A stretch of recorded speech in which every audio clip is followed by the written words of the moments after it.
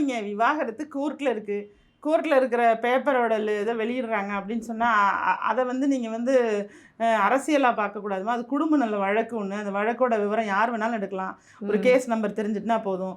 Case நம்பரை வச்சு யார் வேணாலும் எடுக்க முடியும். நீங்கள் இதை வந்து இதுக்கு பின்னாடிலாம் அரசியல் இருக்குன்னு அரசியலை அசிங்கப்படுத்தாதீங்க. இது ஊரறிந்த கதையாக நமக்கு வருது. செய்தியாக வந்திருக்குன்னு வேணால் சொல்லுங்கள். செய்தி அதிகமாக பரப்புகிறாங்கல்ல, அதை கூட நான் வேண்டான்னு தான் சொல்கிறேன். அது தவறானது. அது அவங்க பர்சனல். அவங்களோட குடும்ப வாழ்க்கையை அவங்க குடும்பத்தில் விவாகரத்து வாங்குறதெல்லாம் நாட்டுக்கு தேவையில்லை, நாட்டு மக்களுக்கு தேவையில்லை. நான் என்ன கேட்குறேன், நீங்கள் உங்கள் துறை சார்ந்த உதவிகள் என்ன செஞ்சீங்க? மக்களுக்காக எத்தனை போராட்டம் செஞ்சீங்க? எத்தனை முறை சிறைக்கு சென்றீங்க? நீங்கள் மக்களோட மக்களாக எந்தெந்த நிகழ்வுகள் இருந்தீங்க? அதுதான் என்னோட கேள்வியாக நான் வைக்கிறேனே தவிர இந்த விஷயத்தை நான் பற்றி பேசுவோங்கிறப்ப நான் அதை சரின்னு கூட சொல்லலை.